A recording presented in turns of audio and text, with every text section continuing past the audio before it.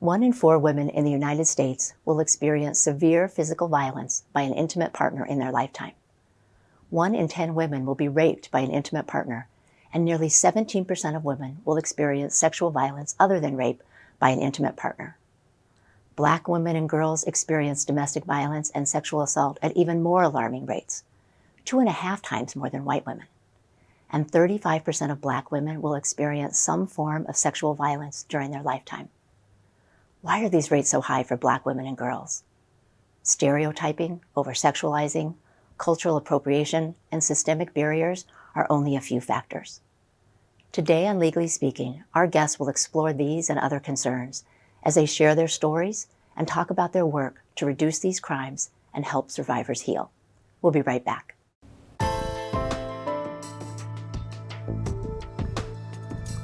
Welcome back to Legally Speaking. I'm Ashley Lowe, the Chief Executive Officer at Lakeshore Legal Aid. We're a nonprofit law firm that provides free civil legal services to low-income people, seniors, and survivors of domestic violence and sexual assault throughout Michigan. Today on Legally Speaking, we'll be joined by 2 dedicated advocates for survivors. We'll be joined by a survivor herself, Rachel Holmes. She'll be telling her story and how she came to a new place in her life. But first, we're joined by Kalimah Johnson. Kalimah, thanks so much for being here. Thank you for having me, Ashley. I appreciate it so much. So Kalimah is the founder and executive director of SASHA. She's a social worker. She's a survivor of sexual assault herself. And she's been advocating for domestic violence survivors for over 20 years, including as a consultant for the NBA, the NFL, and the NHL. Yep. Looking forward to hearing more about your story. Thank you. All right. Well, I'm glad to be here, and thank you so much for doing this. And thank you for all the work that you're doing in your nonprofit. It's important. Thank you. Yeah. So just so we're all on the same page, can you help set the stage with the definitions? What's the definition of first domestic violence? Sure. So domestic violence is a pattern of behaviors that happen within families where violence is used and or other kinds of tactics are used to gain all the power and control in those relationships. Domestic violence can happen between married couples, people who are dating or are significantly involved with each other intimately, or who have children in common. And typically in the advocacy world, we define domestic violence as a pattern of abusive behaviors that happen between people in relationships. Okay, and sexual assault, what's that definition? So sexual assault, in terms of how we're talking about it, in our advocacy world, is any kind of sexual activity that occurs with the lack of consent or the inability to consent. Okay. Yeah. So let's get into your work at SASHA. So you were the founder of SASHA. Tell me how that came about. Oh, wow. So yes, I am the founder. I am currently the executive director, and I also am a participant at the SASHA Center. And SASHA stands for Sexual Assault Services for Holistic Healing and Awareness, where we intentionally work in communities of color, particularly African Americans who've experienced sexual trauma. And we have prevention and education programs, but mostly we do support group services for self-identified survivors of sexual assault in the African American community. Okay, so it's not a crisis center. It's not where someone goes when they're in the middle of some incident that was happening. Absolutely not. And what we do is we partner with organizations like Avalon Healing Center in Detroit, who will and can do those kind of crisis work. Our work really is for people to be able to lower their isolation as a result of dealing with all of the different systems that they may have to encounter as a result of their sexual assault, and then also helping them to reintegrate themselves into family, into community, and wherever they need to be. So we're like a tribe, like come and be with your people if you've experienced any kind of sexual trauma or assault. And our group sessions happen virtually now because of the pandemic, but we do actually do a few in person, and we've started to open up a little bit more now, so I'm excited about that as well. And we've been around for about 12 years, and I created the program as a result of my lived experience working in the Detroit Police Department as a clinical social worker with the Detroit Police Department Rape Counseling Center. I was there for 10 years under Althea Grant, and eventually I just said, you know what, I need to do something different. And at my 10th year, I resigned, but the Michigan Coalition to End Domestic and Sexual Violence says, no, you can't leave, because we want to hear more about this conversation that I have been having at our conferences about the way that Black women are treated in systems once they identify themselves as a sexual assault survivor or experiencer. So what is that? Maybe you can just highlight a little bit about that difference. And I know that there are services available for people Yep. But why is it so important to have something that is centered around Black women and girls? Oh, I think that's such an important and question that probably I would start a TED Talk or my dissertation one. But I will say that what I learned when I was at the Detroit Police Department, and I learned this just from every day, and it started happening more, and I even asked for supervision around it to kind of figure it out. But I was responsible sometimes to carry the pager, and back then in Detroit, when sexual assaults would happen in Detroit, all survivors, victims would be brought to the Detroit Receiving Hospital.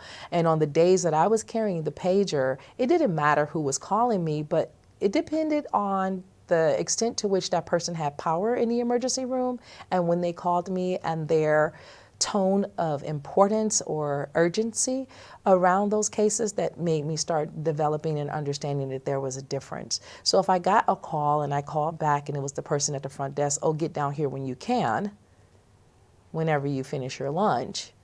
It was always a woman of color, a Black woman particularly, that I had to interface with.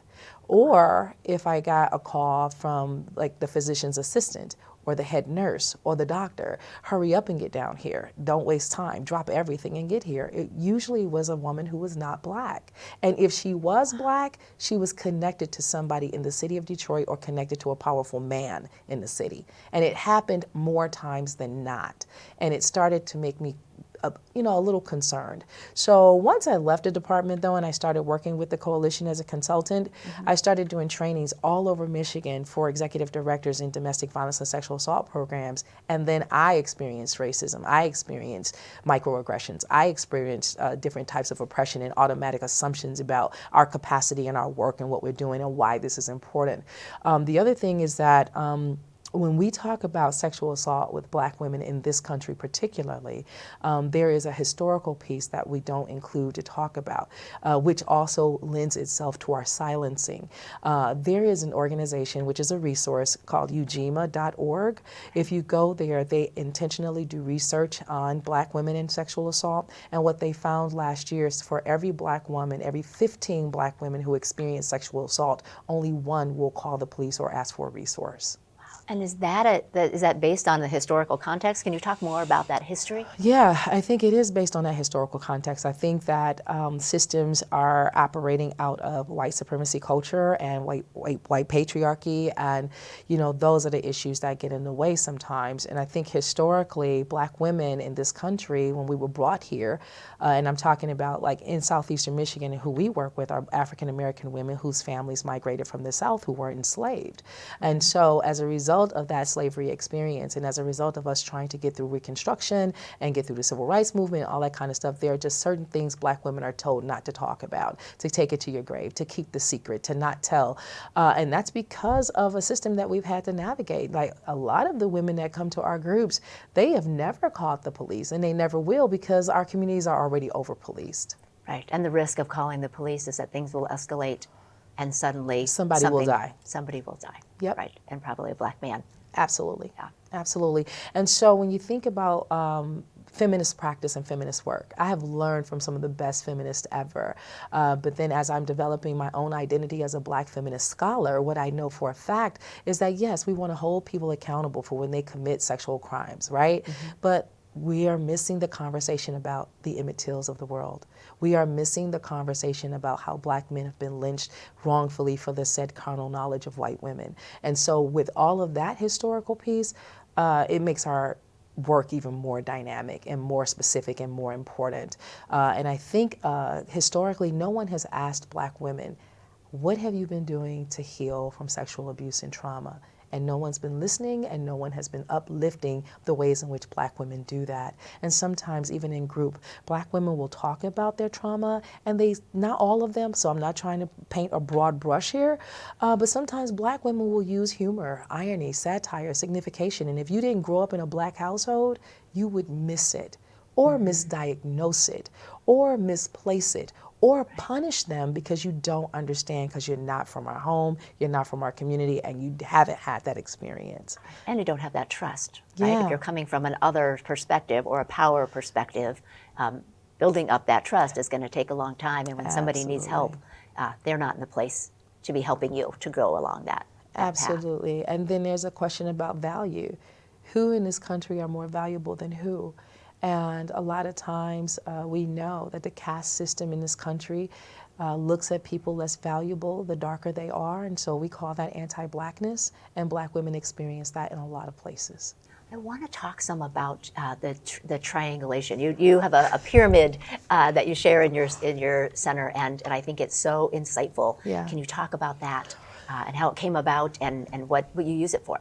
Oh, good. I'm glad you asked about it. It's the Black Women's Triangulation of Rape. It is an infographic that we created at the center to explain all of the systemic barriers that occur when Black women are trying to get justice and or services in all kinds of organizations as a result of being sexually assaulted. And what we do is we really uplift and talk about the barriers that exist from stereotyping Black women, from over-sexualizing Black women, from thinking about and criminalizing Black women in ways that other people don't have to experience. And so when we came up with the model, it was to explain to our funders at first why and how their funding dollars don't work for us. For instance, if we have a survivor who wants or needs something that is culturally relevant or specific to her healing, it was very difficult to explain the need to spend the dollars in that way. So we created the model so that they could see all of those things that get in the way. And then I was a big part of the Mute R. Kelly campaign.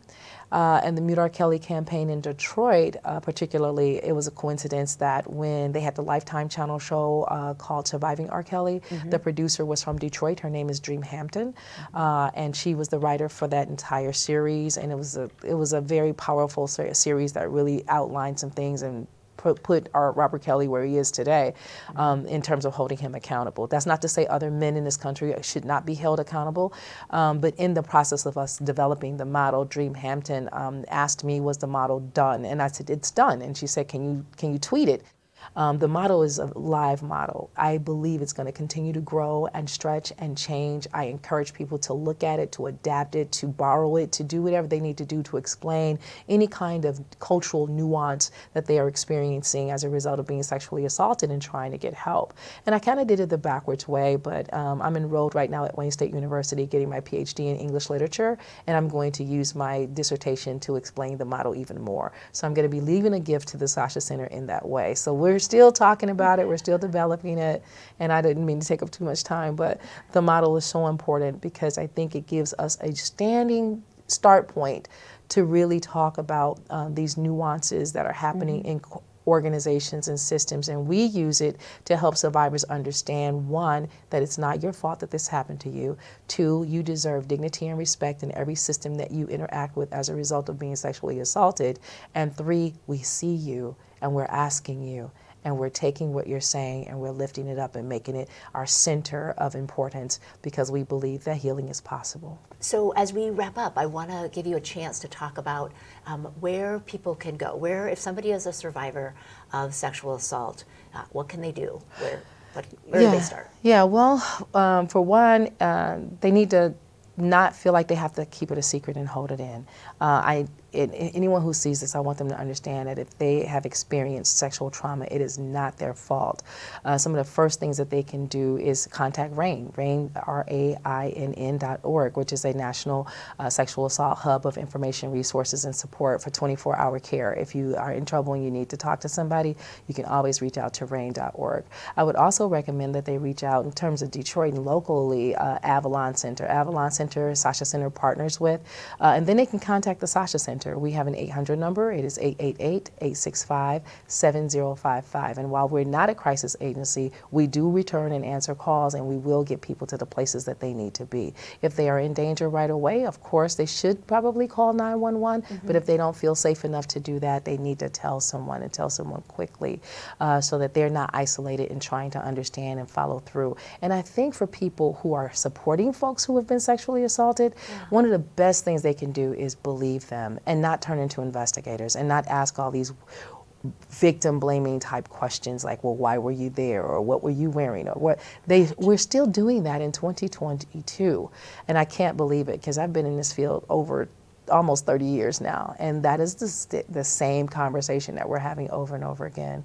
But to experiencers and those who've experienced sexual assault and trauma, I highly recommend that they don't hold it in anymore. And it doesn't matter if it happened to them years ago or if it happened minutes ago.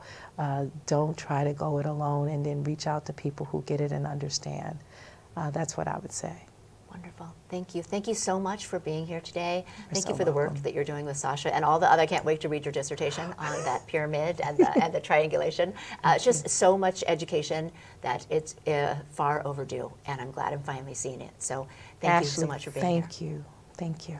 Next, we'll be joined by Rachel Holmes, and we'll be right back. If you or someone you know is a survivor of domestic violence or sexual assault, here are some important phone numbers. The National Sexual Assault Hotline is 800-656-4673. The National Domestic Violence Hotline is 800-799-SAFE, or text START to 88788. For sexual assault services for holistic healing and awareness, contact the SASHA Center at 888-865-7055. You are not alone. Welcome back to Legally Speaking. Our next guest is Rachel Holmes. Rachel is a survivor of domestic violence and sexual assault. She's a mother of 4 children, and she's a businesswoman and a public speaker. So I want to start with your story. It is a long story, and you went through so much. So can you just talk about kind of how your journey began? Yes, I can. Around 3 years old, it's one of my first memories. And I remember my mother screaming downstairs and help, and just screaming, from the top of her lungs, and was distraught. And I was 3, but I knew that this was something, she was crying out for her life. And I tried to walk down the stairs to get to my mama. My mama wants help. And I remember falling down the stairs because I'm urgently trying to get to my mother. I get downstairs and my father pushes me back, and I run back up to my mother, and then he slaps me. And I remember that. That is one of my first memories of being abused. At 3. At 3, and watching my mother be abused. And that was so traumatic that it just never left, and I can still remember it just like it was yesterday. When I was about 5 years old, I remember it was Christmas time. And I remember getting a tricycle up under the tree, a radio flyer tricycle, and they couldn't hide this one. So I couldn't wait till Christmas Day to get on my radio flyer tricycle. And I remember running on Christmas Day to get to the tree to get on it. But at that time, my mother and father were fighting. And my father picked up the radio flyer tricycle, and hit my mother with it. And how could you really want to ride your Christmas gift after experiencing that at 5? And I'm in kindergarten, Moving along to 7 years old, my mother kind of got tired of my father abusing her. Hitting her with tricycles. And she got a pistol from my grandmother, and who was her mother, and shot my father 7 times in front of me, and my little sister at the time was 3 or 4, and we witnessed my mother, and I can remember the gunshots and the sound of the gunshots. And I should mention that I have post-traumatic stress disorder, so I can remember and hear it sometimes. By the time I was about 12 or 13, I was promiscuous, and because of that, I had been molested. When my mother shot my father, we went to my cousins, my aunties. My mother went to jail, my father went to the hospital. And we didn't really know if my father was alive. They never talked about it. Something just happened. And my mother went to jail. We don't tell you, is my mama coming home? Where's my mommy? And to go be sent to a safe place until mom and dad get better or come and get us. My cousins were molesting me, and we were almost every day till mom and daddy came back to get me and my little sister. When I got about 15 years old, so right around in there, I thought that was all that I was worthy of, to be molested. I thought it was normal. I really did think it was normal. So I had a little promiscuous behavior, and at 15, I was walking my friends halfway home. I'm very tall, and I grew a little fast for my age, unfortunately, but that is no excuse for anything. And walking down the street, almost halfway home, a man came from behind me with a stocking cap over his head, took me from behind, put his hand over my mouth, put a gun to my head, walked me through some two vacant houses, through a little pathway, an alley, found a garage, kicked the garage door open, and I lost my virginity at 15 years old on a garage floor with a gun held to my head at 15. And so the trauma, but all this up to 15 was just horrible. So I had low self-esteem, didn't really communicate with a lot of people. Everybody hurt me. Everybody that was supposed to help me or love me hurt me. At age 21, by then, I had experience with marijuana and alcohol. I got diagnosed with pancreatitis, which is inflammation of the pancreas, because I drank so much. And the reason why I just wanted to drink the pain away, drank the hurt away. The more I got high, the more less I would have to feel what happened or remember what was happening to me pretty much all my life. Right. Even those times when they were sent to be someplace safe, it turned out to be nothing about safe. Nothing safe about it at all.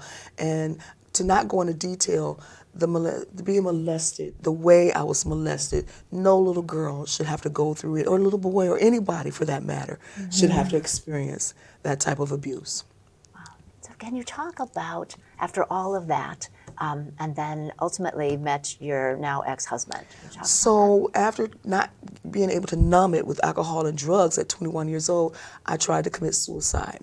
I took 100 bare aspirin and chased it with a bottle of rum, and ended up in the hospital. They pumped my stomach, and I would never do that again. I am so grateful to be alive right now, and I wouldn't have had my beautiful children. But I didn't feel like I was worthy of living anymore. And so right around 23 years old, I met the father of my children, which is my ex-husband. I met him in October, and by January, I was pregnant. I met him actually prostituting for drugs. Unfortunately, once I got out of the hospital around 21-ish, 22-ish, I experimented with crack cocaine, and it became my drug of choice. And unfortunately, the crack cocaine, the addiction, led me to prostitution. And I couldn't support my habit because I lost jobs. Actually had a modeling career, lost it because of the drugs and alcohol, and just trying to run away from life. And I used my body in ways so that I can feed my habit. And I met my ex-husband. I got pregnant at 24 and had a beautiful son, but I really didn't even know my ex-husband. And right after the baby was born, I was beaten. It was almost as if I got you now. I can control you now because you have my child. And he used that child as a tool to abuse me. My son, my baby. I'm going to teach him, and he's going to have my last name. And this is my legacy. And pretty much pushed me out of the way, even to the day of the birth, when they tried to get him to cut the umbilical cord. Unfortunately, he was so drunk that the doctors said we do not want him to cut the cord and whatnot. And the day I gave birth to my baby, he was so abusive and drunk and obnoxious at the hospital, and it was embarrassing. And when I got home, instead of having a beautiful life bringing the baby home, he had another woman there who redecorated my whole house, and it just hurt. And I mentioned it. How dare you have another woman in my home while I'm in the hospital having a baby? And I got abused that night, physically, emotionally, verbally, sexually, every abuse you could think of that night of bringing home the baby, my firstborn son. So how long were you in this relationship? The relationship lasted about 28 years, maybe 27 years. I left my ex-husband 40 times. There was a part of me that loved him, a part of me that thought he would get better, a part of me that, what if I waste my children, especially in the African-American community. I didn't want my boys at that time. I have 3 sons and 1 little daughter who's the youngest. I didn't want them to grow up without a father. I didn't know how to teach them how to be black men in a society where black men are sometimes ostracized or treated differently because of the color of their skin. And I felt that at that time that it was important to have a father to help me to raise these black men, to be black men. Do you feel that that is a common thing when you talk to people who are also survivors, that they are leery of calling the police to bring them into your home? Yes, I do. I'm glad you asked that question. Unfortunately, there is a stigma with black women that, we talk too much, or we got a mouth on us, or we have this attitude. There's a stigma in the African American community that if you don't have no man, something must be wrong with you, and so you have to have him. It was taboo if you didn't have a man, and it was very, very taboo to call 911 because you're sending another one of our black men to prison. You get that's where all our black men aren't in the streets or not around to be fathers, because you black women are putting them all in jail. So we hesitate to call the police. And a lot of times when we call 911, unfortunately, we get treated differently if I was to be a Caucasian survivor, or the domestic violence call if I was Caucasian. I'm black, and unfortunately, the officers where I come from were mostly Caucasian. The judge, Caucasian. The probation officer, Caucasian. The attorneys, Caucasian. And because I had a history of drugs and alcohol, I was treated like a drug addict and alcoholic. In fact, one case, I called 911, and the officer said, "Have you been drinking, ma'am?" "Well, I got a black eye. My arm is hurting. The house is tore up. There's trash and things all over the floor." We had roaches. Unfortunately, I didn't grow up in a nice neighborhood, and they didn't even want to come in. And they was like, "Oh," and "Ew," and and that made me feel bad, as a person. So even though you'd been abused, you were the one that was kind of put on trial, even at the stage of people coming out to supposedly help you. Exactly. Questions like, what did you do to make him mad? And why did you do that? You must have said something, because he would have just hit you. I mean, come on, why did he just hit you? You must have had to did something. Like it was my fault. Right. So you don't call the police very often. You kind of, and a lot of times when there's drugs and alcohol involved, and you have children, CPS gets involved, and a lot of times we lose our children. And in that case, that's one of the cases that I lost my children. And by the way, my 21-year-old son is here with me today. And he's lovely. And he's a wonderful son. And I have support from my children now. But I thank God for that, because they unfortunately had to witness a lot of the abuse growing up in their lives, and running from dad, and going to safe houses, and going to shelters, and the drug addiction. But my children have come out to be they're just so wonderful. In fact, my son that's here with me now just got accepted to the University of Michigan. That's and amazing. I am just so excited about that. And I just want to just let people know that if you are on drugs and alcohol, if you are in an abusive relationship, even though there is a stigma, if you are in danger, call 911, get some help. There's resources out there that can help you, and I used a lot of them, and I wouldn't be where I am today if it wasn't for a lot of the help that I received along the way. How did you get to that point, right? You said you left 40 times. You kept going back. 40 times. How did you finally turn the corner and get the help that you needed? My daughter is 14 years old. She is the youngest. When I had given birth to her, I realized that I'm setting her up for failure. The man that I have in my life is probably the man she's going to want, because little girls try to find their fathers. Mm-hmm. And I was going to have another generation of abuse.